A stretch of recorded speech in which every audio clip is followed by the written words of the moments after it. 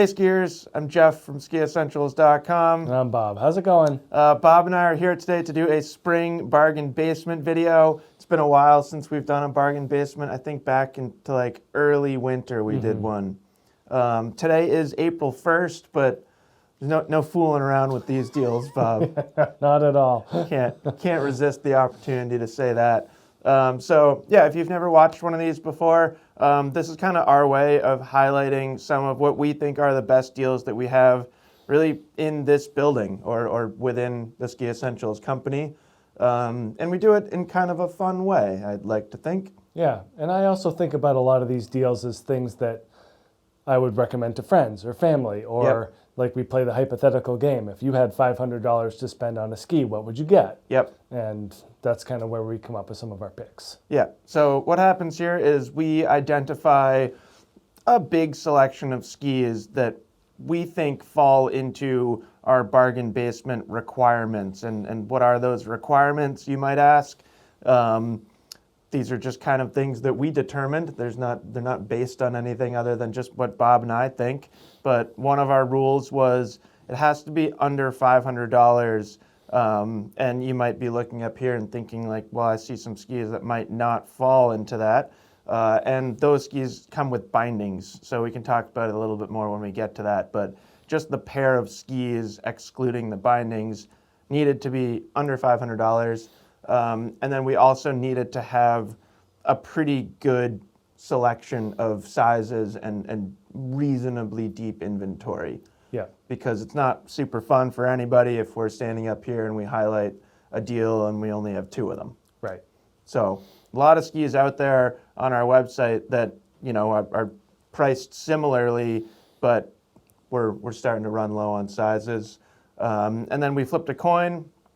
I won the coin flip, which I think I've won like the last few. You've been hot lately. Yeah. I got to delete and reinstall my app. Yep. And then Bob and I each get 7 picks. So I had the first pick and then Bob had the second and so on and so forth, ending up with 14 skis up here. So pretty fun. And then we always like to hear from you in terms of who won between Bob and I. And yeah, obviously it's like fully emotional and qualitative in terms of who won. It's as heated as it gets around here. Yeah.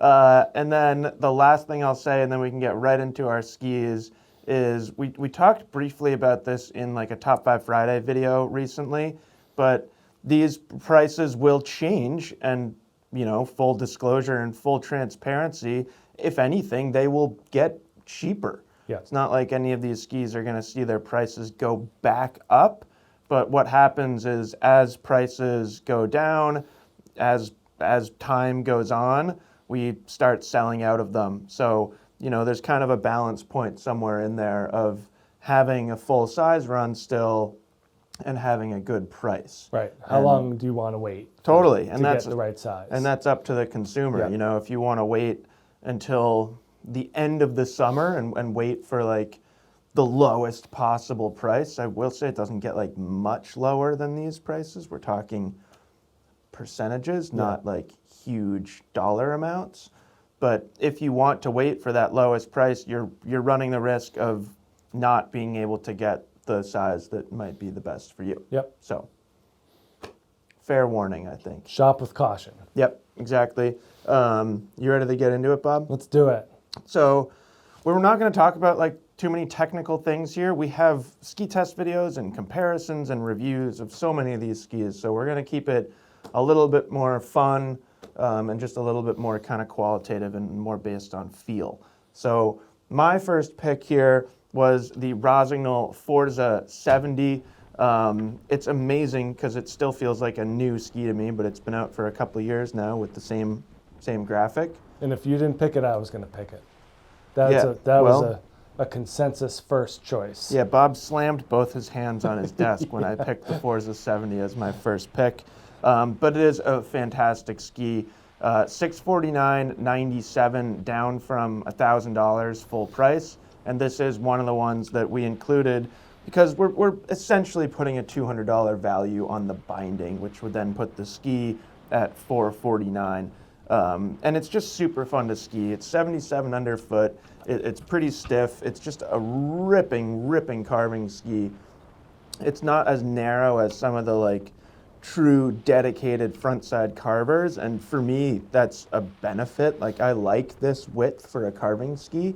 It's really fun. It's incredibly rewarding, and I think there are a lot of skiers out there who don't own anything like this. Right. I mean, I was one of those skiers for a long time. I didn't have anything that was narrower than 95 like 100. yeah, 97, something like that, except for park skis. And the more I ski and the more I ski stuff like this, the more I really appreciate it. I just saw there was like a discussion on one of those Facebook ski groups that are all varying degrees of entertainment, I'd say. And somebody shared a photo of all their skis, and yeah, just like what I was saying, their narrowest ski was like a Steadfast 85 or something like that. And it was like, what should I get?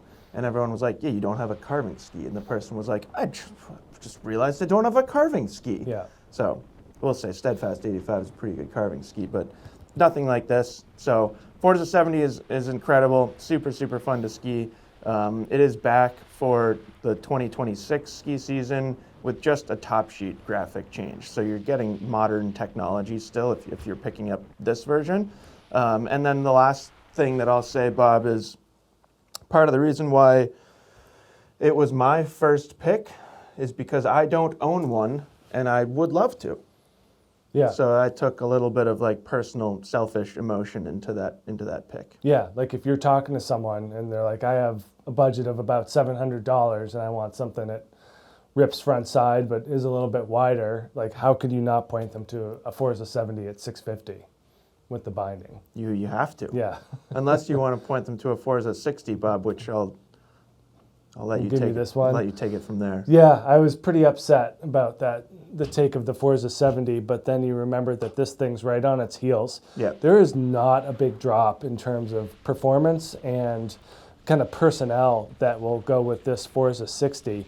$899.95 retail down to $584.97.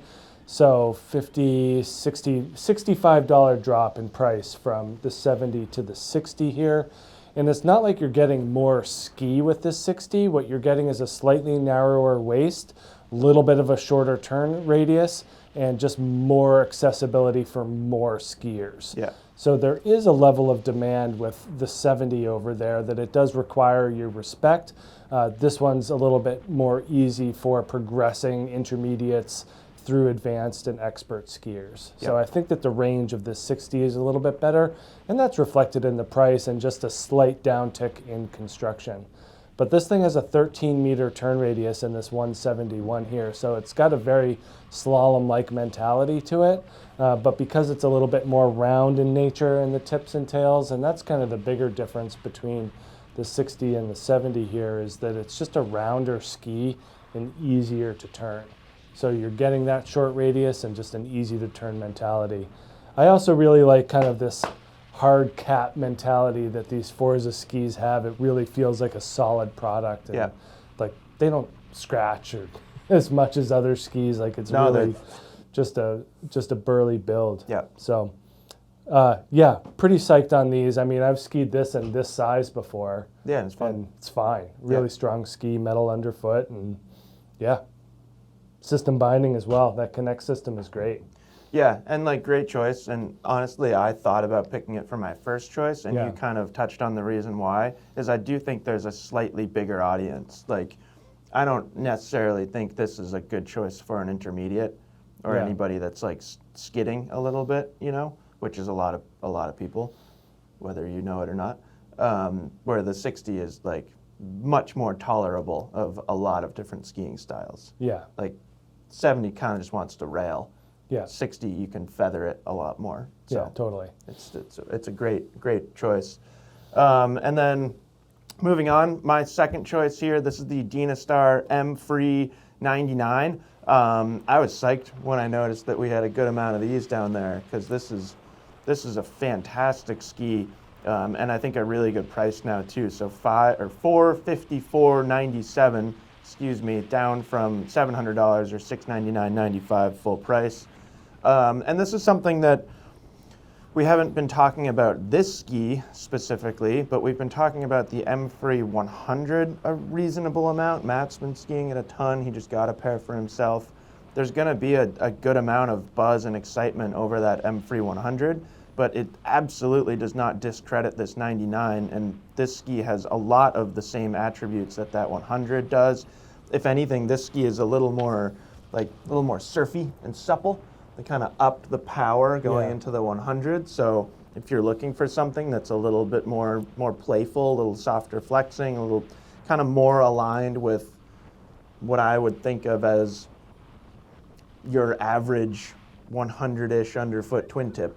If anything, the 100 is like stiffer than your average 100-ish twin tip. Like, I'd rather ski that in the trees around here. Exactly. It's just easier. Like you said, it's a surfier flex. And So it's a great ski. Really impressive build and construction in these skis. They just feel like very, very high quality skis. And there's a lot you can do on it. You could mount it more centered, ski it in the park. You could mount it just completely directional and completely traditional and have a ripping tree ski for around here. It could be a daily driver for like a low snow daily driver for a West Coast skier. You see a ton of people in the M3 108 in like Alta and places like that, and this is essentially the same exact thing. It's just a little bit narrower.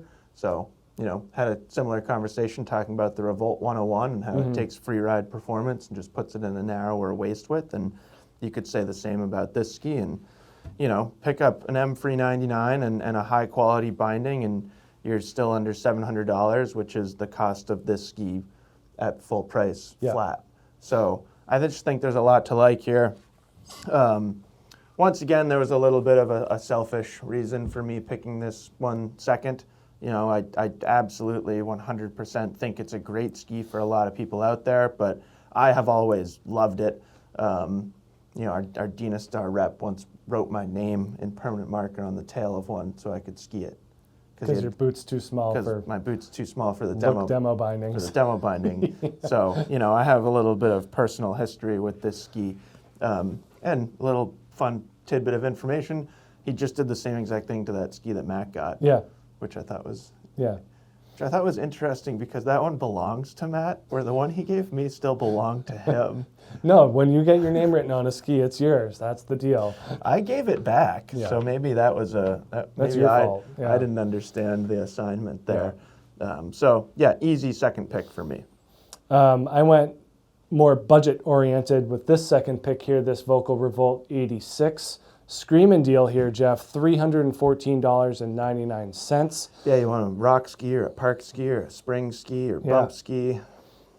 Or like a tweener ski. So one of the reasons, like this Revolt, the Playmaker, the Chronic, and the Unleashed all have a huge range of sizes. Yeah. So your Dynastar there, I think it's like 3 different length options.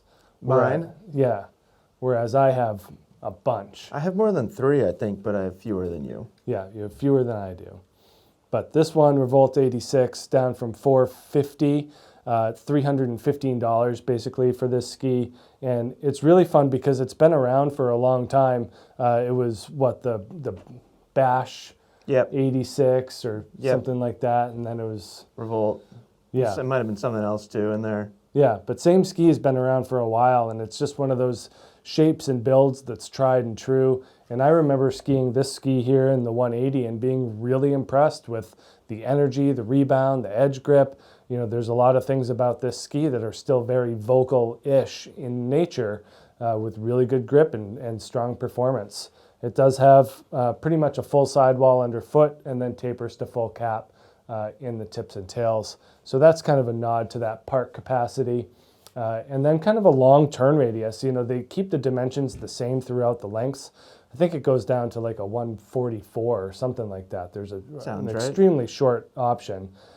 So that one's going to have a much shorter turn radius. This one, 180, I think is around like a 23 meter turn radius or something like that. It doesn't say, but I remember reading that. So you can really vary your turn shape and style depending on what you're looking for. And then there's the park component as well. So someone who's emerging as a park skier or even someone who's just looking for a lighter kick around ski is going to love this thing.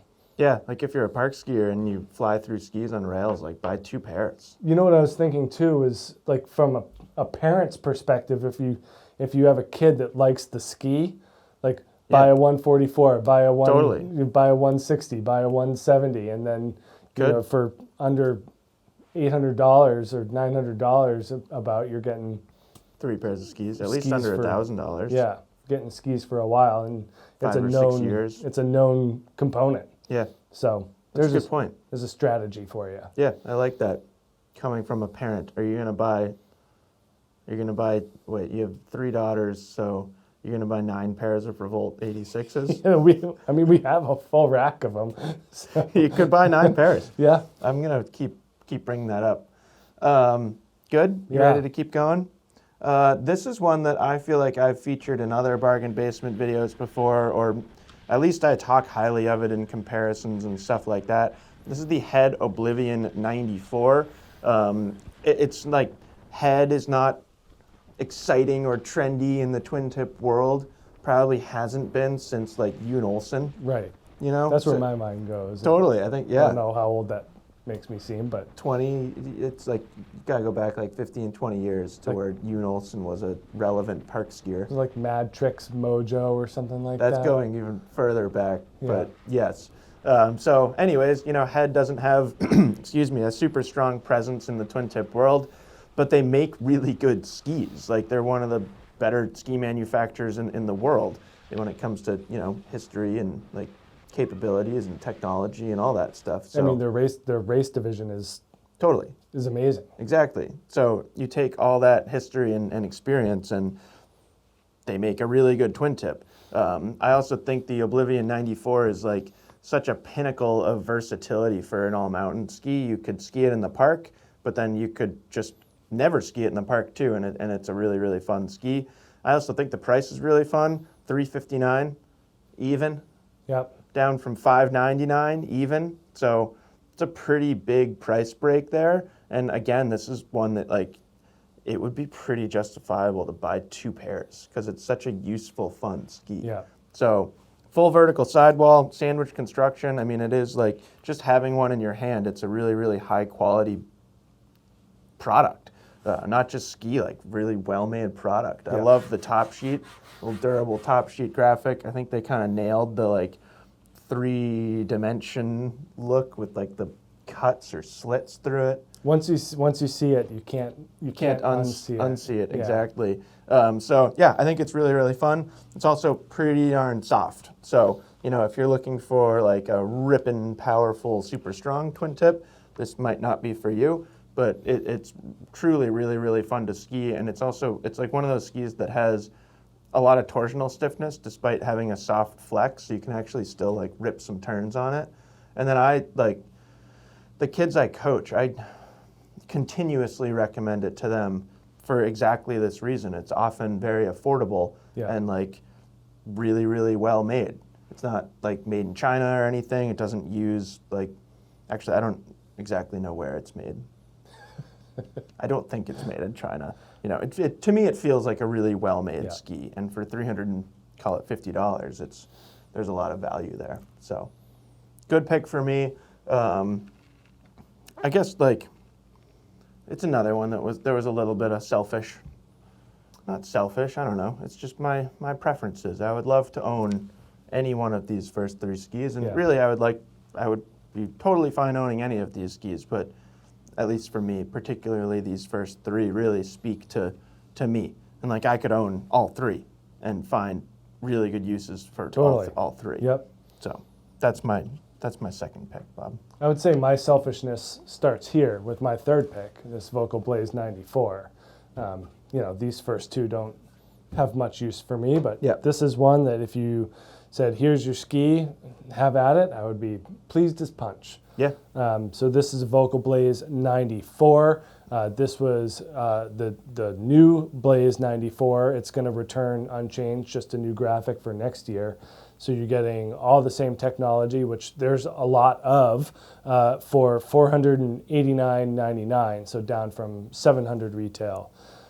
So for under $500, you're getting 4 radius drive, you're getting suspension tips and tails, You're getting their nice lightweight wood core, metal underfoot.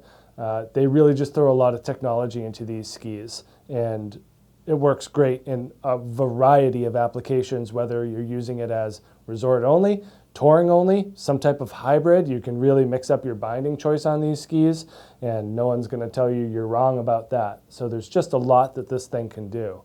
I also find it to be incredibly rewarding and satisfying in the bumps, in the trees, on groomers, like just a straight up downhill performance. This thing has a high level of energy and rebound and is really easy to ski. The thing that really kind of blows my mind is how flat they are.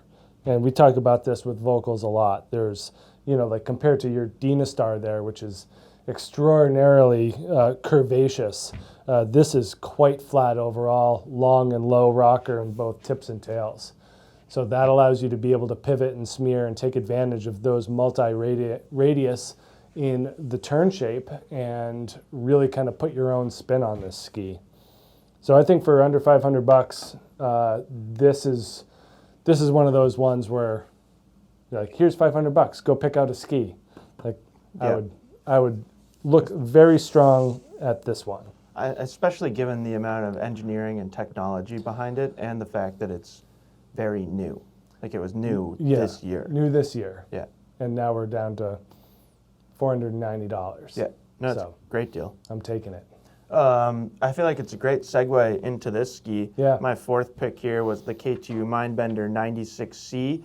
And really 3 out of my last 4 picks, I picked kind of with the mindset, and this is something that you talk about a lot, Bob, of if you don't know what ski to buy, just buy this one. Yeah. And the exception to this is the Nightstick 90, which It's a little more specific. but this ski, the Wingman 82, and then this Maverick 86C, they're all really good examples of if you don't know what ski to buy, just buy this one.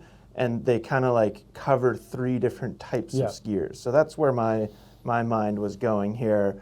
So Mindbender 96C here, it is down to $363.97. Original full price was $650. So that to me is a really, really good deal. It's a big percentage, and it's still a really good ski. Yeah. So 96 underfoot, it uses K2's carbon spectral braid, which is something that we've talked about a lot over the years. Tighter weave of carbon up here in the shovel and then looser down in the tail. And this ski is essentially just like a narrower version of the 106C. That ski existed first as a women's only ski, technically first, but it kind of like that technology and that design then sort of trickled down into this 96. And if you're a soft snow seeking off-piste skier, particularly on the East Coast, this is a fantastic choice. It is so good in bumps, it's so good in trees, it's so easy to flick around. There's even like, maybe not quite as appropriate, but if you're looking at hybrid touring bindings, no one's going to tell you that you're wrong for putting a hybrid touring binding on this ski. So if you want it to kind of check that box as well, it absolutely could. And for the price, I just think the performance here is awesome. And like this is one that, full disclosure, I probably wouldn't buy for myself, because when I'm in this range or this width range, this performance range, I want a little bit more of a twin tip shape or a little bit more tail rocker. This ski is directional, but there are more skiers out there that prefer this than what I prefer. So I went a little bit outside of my selfishness in these first 3 skis, and just objectively, this is a really good ski for a lot of people. We talk about stuff like this all the time, but how many times do you ride up the lift at Stowe and you watch people coming down lift line on heavy, stiff skis and they're just fighting the ski? Or something like this is just so much more beneficial and like so much more inspiring, and like it'll prop up your ski ability. So I felt that way. I skied that on our media day, and I don't know if you remember, but we had a nice snowy day. Yeah. And like that thing held up just fine. And I think I was even on that 178, which would be a little bit short for me given the softer flex, but It feels like a long 178. K2s are You know what I mean? notoriously long. Like, when you just said 178, I was like, You're like, that's a 184. there's no way that's a 178. Yeah. But you're right. So, yeah, I don't know. That's my fourth pick. And honestly, we did this draft twice because we wanted to wait for some prices to drop on some other brands. In our first draft, I picked this first. Yeah. And I could have very easily still picked it first because I think the value is tough to beat. No, I think you're right. The pricing on that ski really outpaces performance, if that makes sense. Yeah, Like totally. The ratio of value to performance is very good Really good. in that K2. Yeah. I have an Elan Playmaker 91 in my preferred size of the 188. I like picking the sizes that I like for the most part. Fair. And full disclosure again, I was upset. Yeah, At this this was one. your fist shaking. Yeah, because pick. this was a defensive pick a little Yeah. bit because I didn't. I knew Bob was going to want to take the Mindbender 96C, and I didn't want to let him have it, and I felt like his response was picking a ski that he knew I was going to. Yeah, I don't even want this thing. I just didn't want you to have it. Under $400, so $389.99 down from $599.99. And what you're getting here is a lightning quick, super fun, really agile twin tip that is supremely versatile. So we also get a nice range of sizes here as well. I forget what it goes down to, a 156 or something. Pretty short, like and that, they ski but- short too. So Yeah, and that's why this 188 is good for me. I mean, I've skied it in the 180, and it feels a little tiny, but super fun. Really has that surfy mentality, but in a narrower format. So if you're looking for a narrower ski that floats really well, this is a great place to be. And then bringing freestyle into the fold as well. I know you use this in the park quite a bit. yeah, And you seem to like it. You know, Yeah. just a really well balanced ski and really easy in the park. It's not a heavier model like, you know, we have even this Chronic 94 is a heavier ski that can be used in the park. So some people just prefer lighter skis that are easier to switch up and move around. And, you know, we talk about kind of the groundwork of butters and manuals and nose blocks and all that fun stuff. And that's kind of where this Playmaker separates itself. Really easy to bend and ski and just flex whatever you want. So yeah, super fun. really easy to just kind of manipulate into different turn shapes and styles.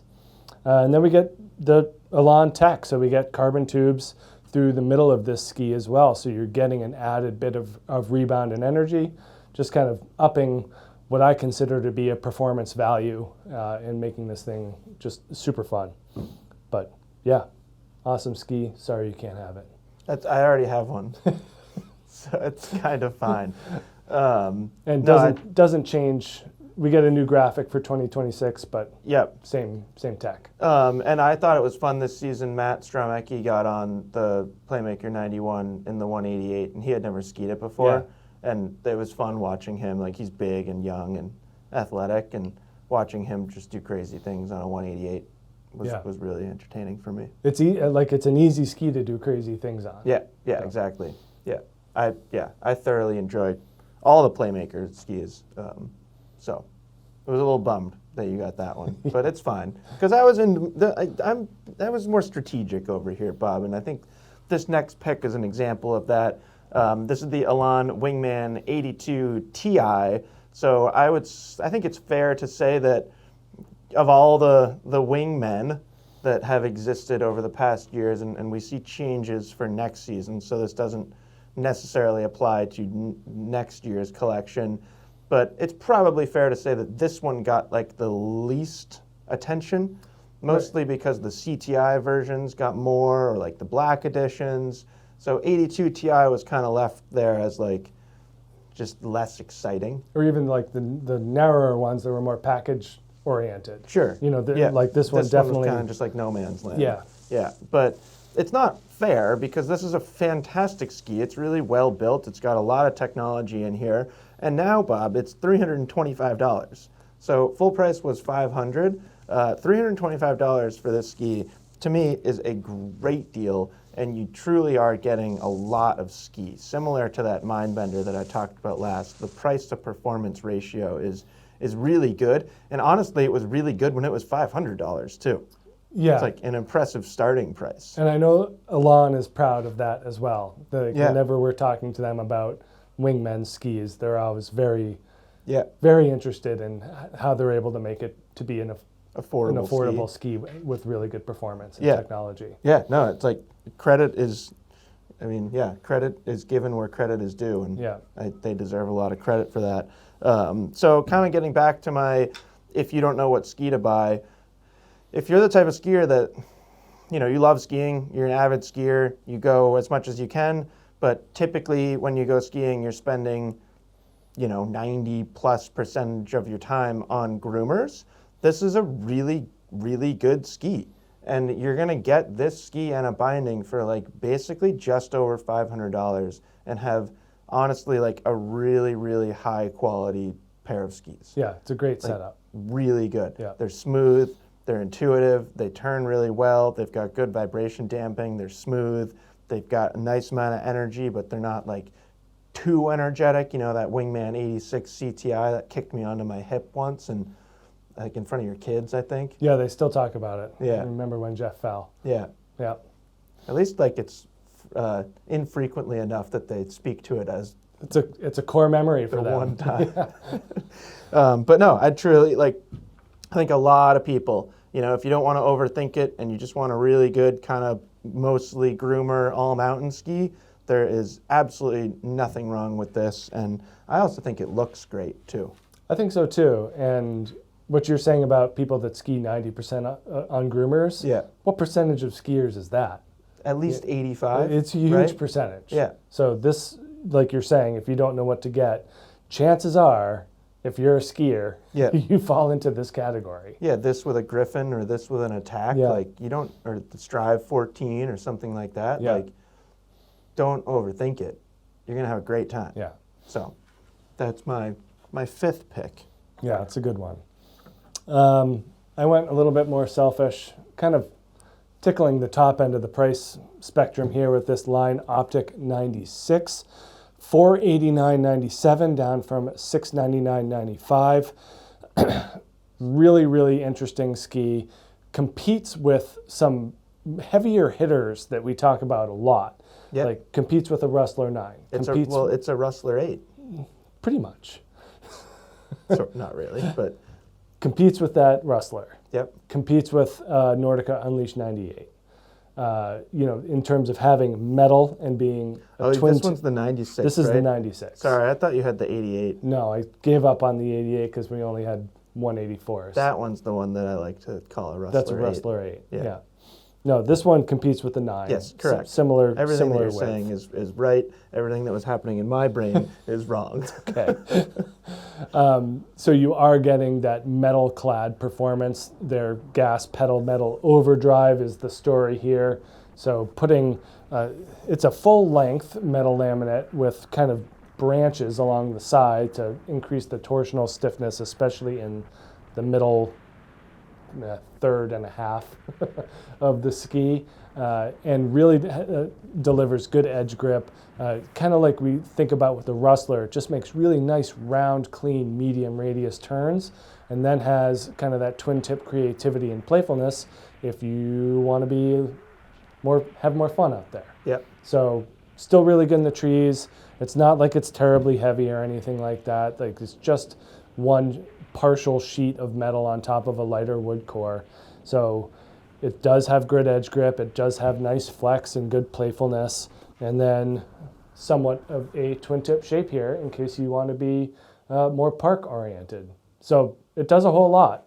It is closer to $500, so you are paying a little bit extra, but you are getting kind of that higher end ceiling, the more direct comparative. If you're a Rustler 9 shopper and you don't want to spend whatever a Rustler 9 is these days. There aren't many left. So Rustler 9s. Yeah. if you're if you're kind of shopping for that ski in, I don't know, I guess the $700 range, but don't want to spend that much, then this 2025 model is a great place to be. Doesn't change structurally for next year, just a new graphic, so same tech. But I've had a great time on this, and Yeah. the Optic 88, I think Yeah. like that one suits me a little bit better, but no issues with this Optic 96. Yeah, and the reason I got hung up is because we had the Optic 88 on our list, and Yeah. you picked it, and then we realized that we didn't have many lengths left. Yeah, So my brain was a little bit befuddled there. but if you want an Optic 88 and a 184, we have those, Yep. but not much else. This one we got more of. Yep.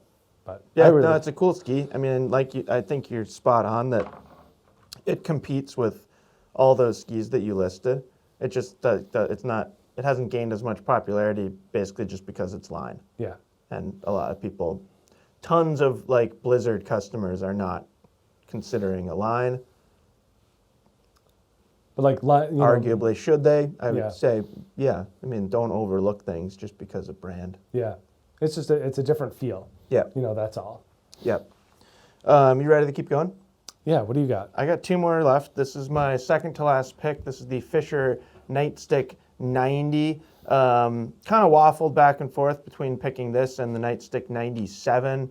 So if you're interested in the 97, we do have that at a pretty good price as well. This Nightstick 90 is $357.49 down from $549, so just about $200 off. And I thought this one was interesting, Bob. This is like much more a park ski. It's 117.90, 115. Yeah, so like super symmetrical. pretty darn symmetrical.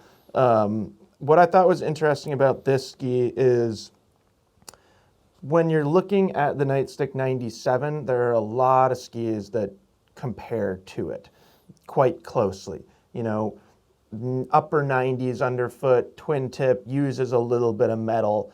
You can start to list a lot of skis that fall into that category.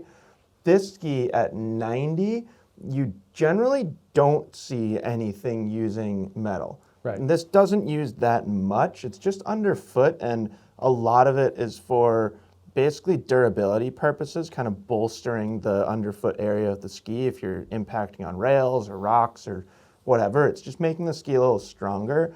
So I thought this was kind of cool to point out because it does have a lot of technology for the 90 millimeter twin tip category. And at $350, there's a lot, like, there's just a ton of value here. Like, truly full vertical sidewall all the way through, wrapping around the tips and tails, sandwich construction, really high quality materials, Titanal underfoot, $350.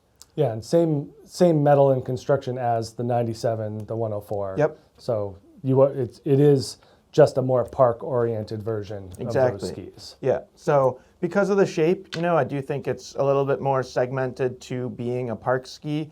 I don't want to tell somebody not to buy it if you're not a park skier, but I think a park skier is definitely like the sweet spot here. Yeah. You're going to have the best time on it.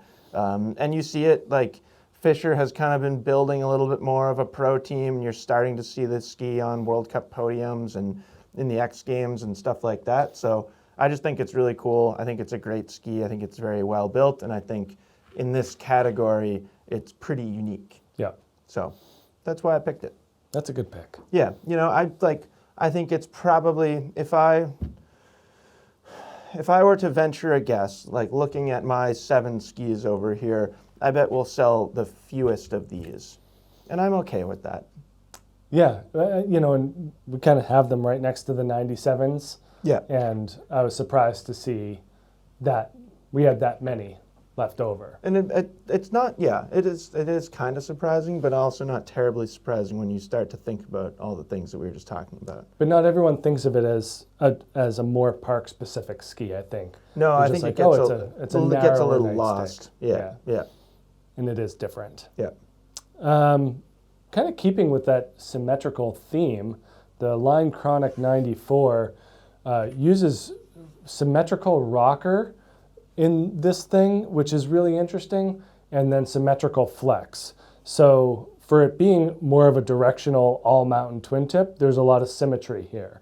$384.97, so really only $30 more than your your Nightstick there, but Yep. And like pretty comparable skis. pretty overall. comparable skis. Yeah, it's really interesting.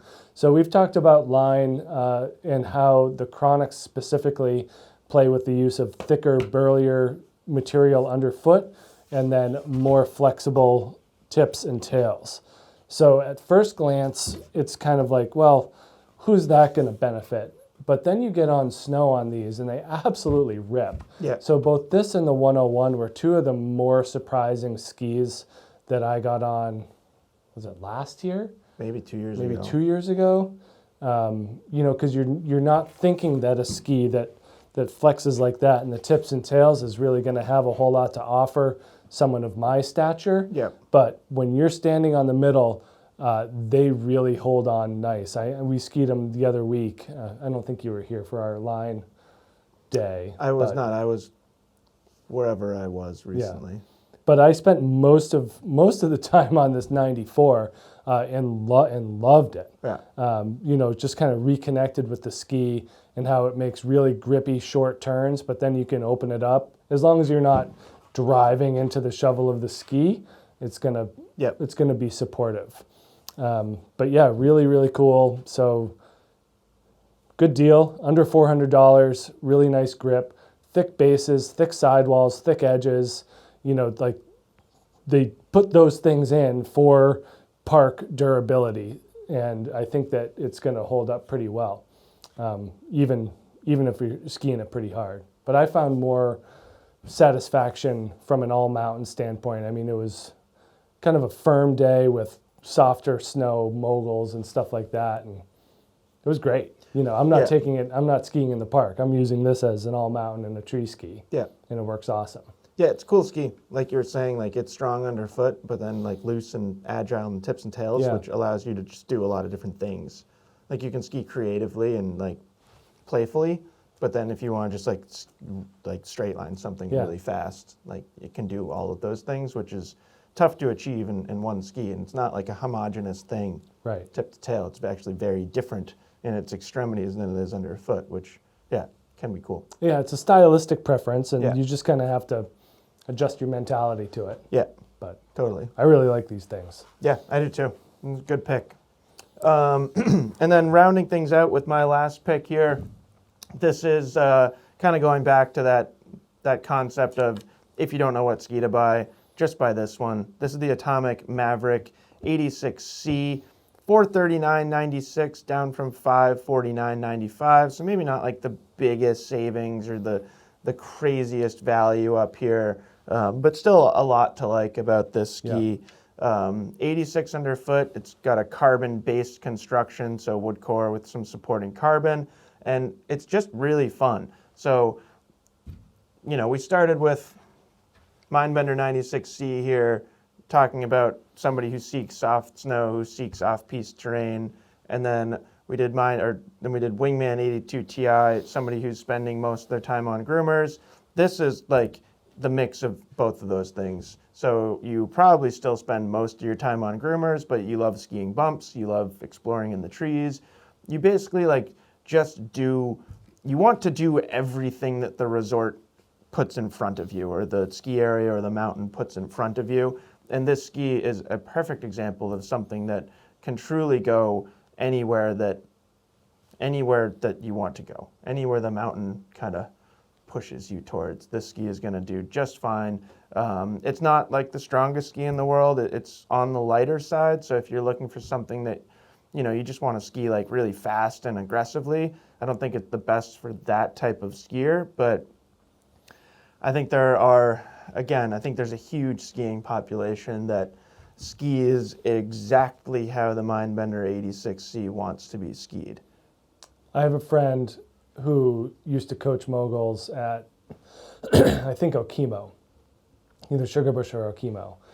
And he's active in these Facebook ski groups that you alluded to. When people ask for recommendations of skis and they mention moguls, he's like always chiming in. Like, with this? Atomic Maverick 86C is his favorite mogul ski. Yeah, it's and fantastic. I totally get it. Yeah. So for people that enjoy moguls, this is a top pick. Yeah, it's really, really good. Yeah, nice and supportive, really quick. You had mentioned the lightweight, and I think it's nice to have that support where the bent 90 is a really good bump ski too, but it's not as supportive in the tail. So again, a stylistic choice. Yeah, and human nature and ego-driven purchases, or however you want to describe it, I think it pushes most people to the 88 Ti. And do you need it?